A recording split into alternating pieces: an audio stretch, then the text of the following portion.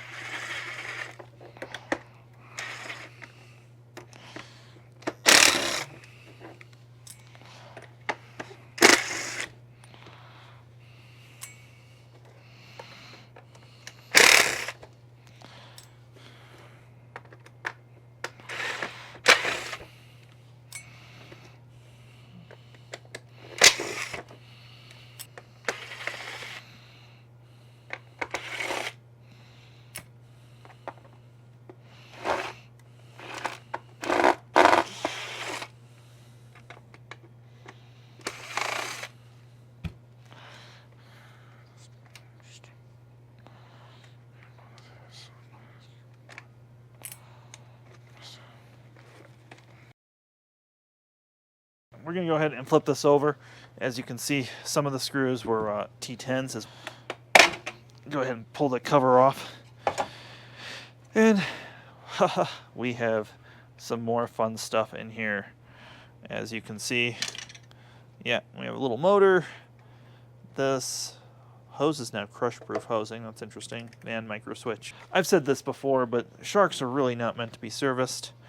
And of course, in here we have Phillips screws,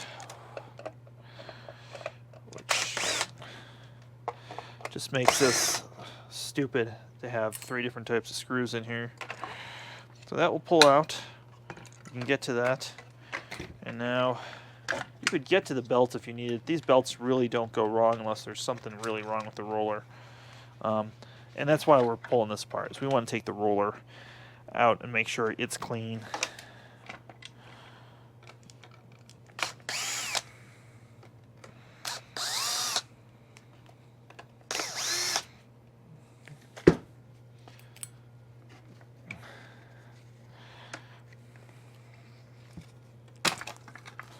Aha.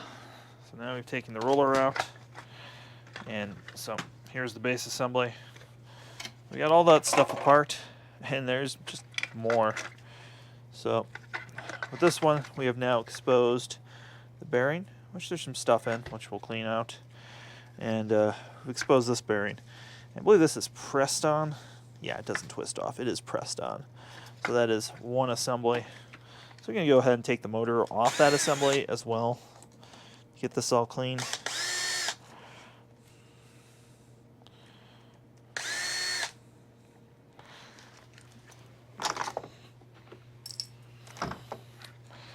Alright.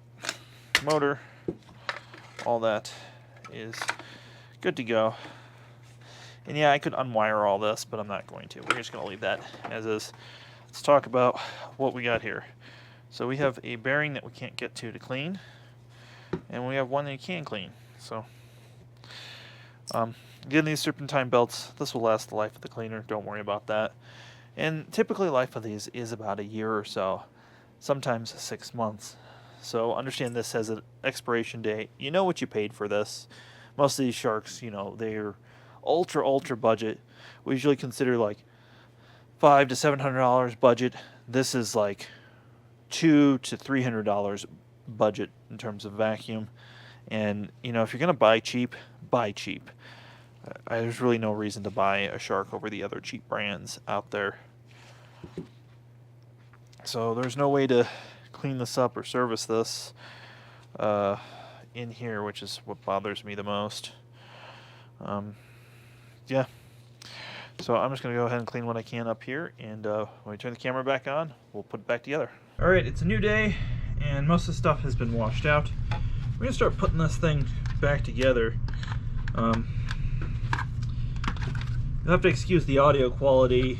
My lavalier mics are at home right now,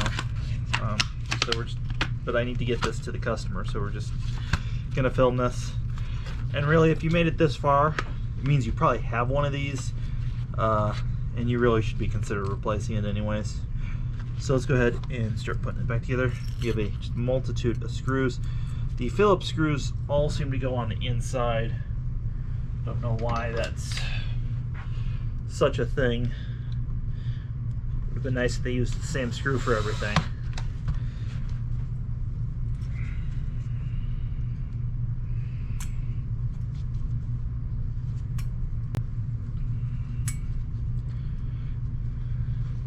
So there's 3 little Phillips screws that go right here. As you can see, third one goes there. Just gonna drop it.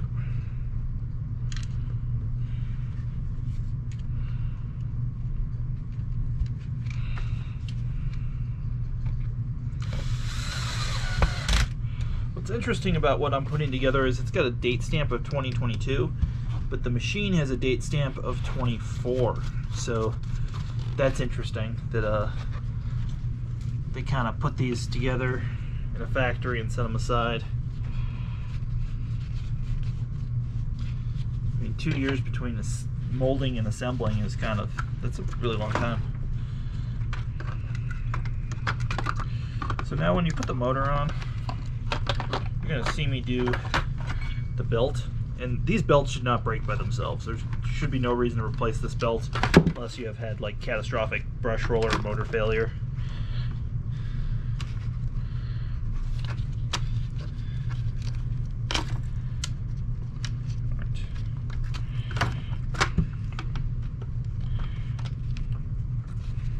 All right. And then there's these 2 other Phillips screws that are machine screws. They're very different than the rest. Those are going to go in here as well.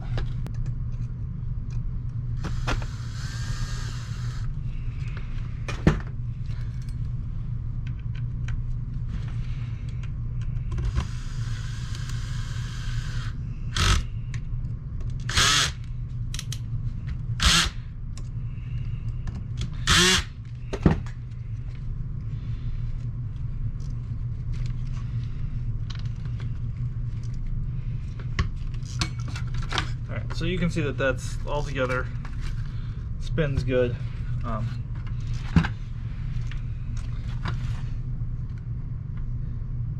They use sleeve bearings here, so you do want to just give them a drop of oil. Yeah. I mean, just the cost-cutting measures that are done on these machines are just truly incredible. Alright, so that's all on there. Don't worry about this gasket for now. Again, Phillips screws all go on the inside, so that's kind of an interesting thing. Those all side. There's a Phillips screw.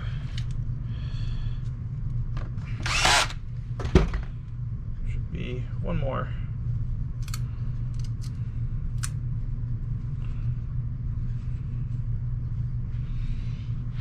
All right. And then you just want to make sure that your wires are tucked in here, because they will get loose and jiggly. Now, setting the rest of this together is it's interesting. So this is, you're going to have to hold the handle with your hand, and want to snap this in, and then you're going to flip this over, and you want to continue to hold this together, otherwise it's just going to fall apart on you.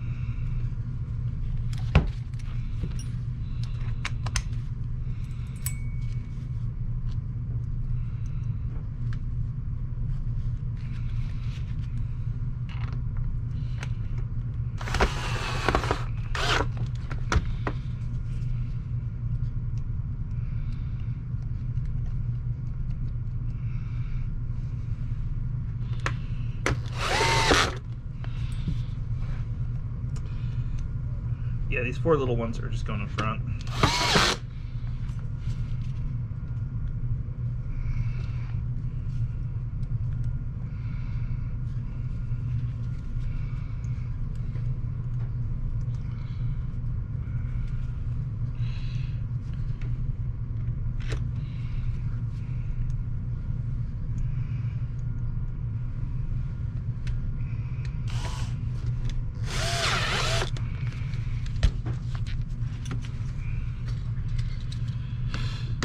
Alright, so that is together, and now you're just going to take your rope gasket, the one I told you not to worry about, and you're either going to throw it in the trash can, or you're going to try and put it around the base plate.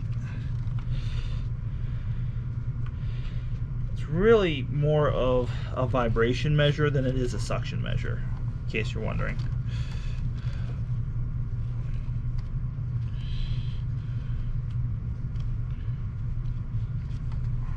Alright, so that's there. We are going to put this back together.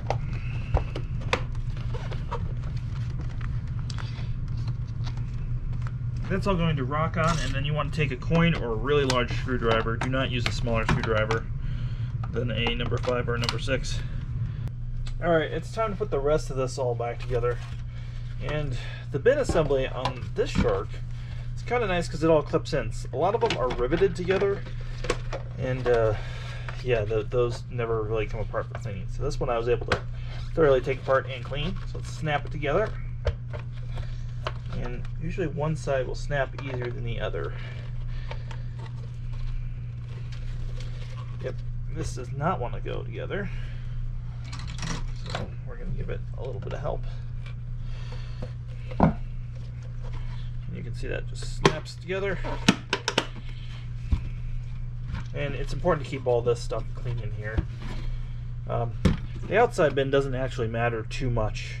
It's the inside of this actually will reduce suction. Let's see if this goes in. It all goes together really nicely. The other thing that reduces suction a lot on these machines are the filters. This front filter should be changed every 3 to 6 months. This is what you are buying instead of vacuum bags.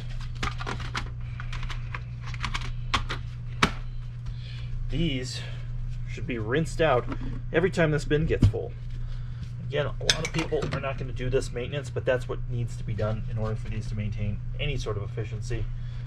So that's been done. Let's go ahead, turn on, make sure it's working.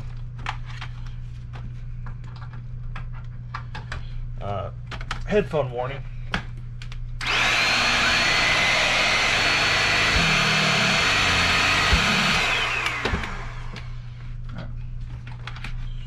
Machine is working properly.